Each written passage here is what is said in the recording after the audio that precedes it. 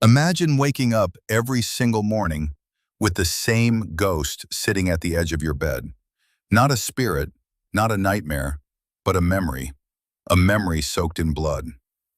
You open your eyes and the first thing you remember is your family, your mother, your brothers, your sisters, all of them gone. And then someone tells you something even more horrifying. The man responsible is still alive, still breathing, still walking free on the streets of Europe. This is the true story of Soghomon Tehlirian, a survivor who carried an entire nation's grief on his shoulders and turned it into one of the most astonishing revenge stories in history. Berlin, 1921. A cold wind cuts through Hardenberg Street, shops opening, trams rattling, life going on as if nothing happened. And through the morning fog, a young man walks alone, his steps slow, his eyes exhausted, his soul broken. His name is Soghomon Tehlirian. Years earlier, during the Armenian Genocide, he witnessed the unthinkable. His entire family ripped away from him. He was beaten, dragged through death marches, left to die on burning roads. He survived, but the memories never left. They followed him. They slept beside him. They breathed with him. They owned him. Yet one memory was sharper than all the others.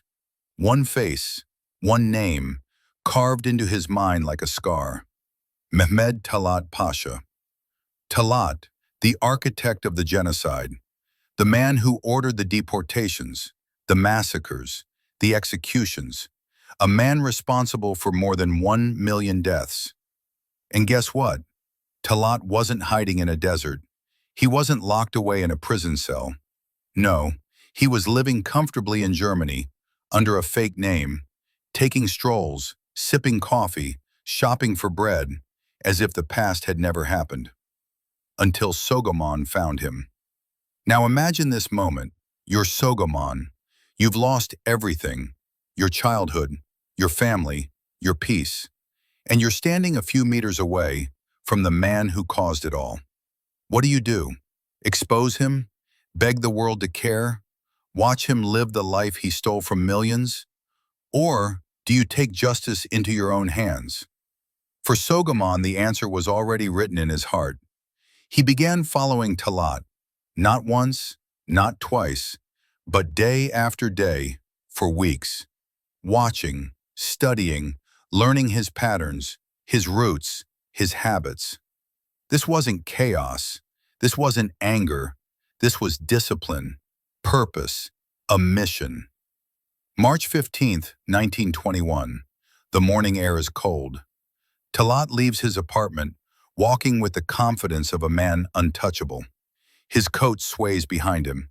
He walks slowly, steady, certain the past can never find him here. But the past is following him, 3 steps behind, a shadow with trembling hands, a heartbeat like a war drum, a man who carries an entire family in his silence. Soghomon steps closer. He can feel his chest tightening, his breath shaking, his entire life compressing into a single moment. He whispers, barely audible, "This is for my mother." A single gunshot echoes through Berlin. People freeze. Birds scatter. Talaat collapses onto the pavement. But listen to this. Soghomon does not run. He does not hide. He drops the gun and waits. For the police, for the consequences, for whatever comes next. Because he didn't do this out of hatred. In his mind, this was justice.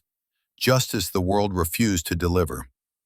At the trial, something incredible happened.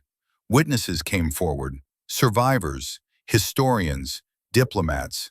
They described the horrors Talaat committed. The world, for the first time, was forced to listen. Soghomon stood before the court and said quietly, "I did not kill a man. I killed a monster." The room fell silent. Every judge, every reporter, every spectator, they all felt the weight of history pressing down on them. And then, the verdict, one of the most shocking in legal history. Soghomon Tehlirian was found not guilty. He walked out of the courtroom a free man, but the question he left behind is still haunting the world today. Was this revenge? Was this justice? Or was this something in between? When the world fails to punish evil, is one person allowed to act? I want to hear what you think. If you were in Soghomon's place, what would you have done? Share your thoughts in the comments. Let the world see how you judge this story. You've just heard another strange chapter from history. Now tell me, what's your opinion? Do you think the story hides more than we know? Share your thoughts in the comments and tell us a story you want to hear next. Don't forget to like, subscribe, and join me in the next mystery.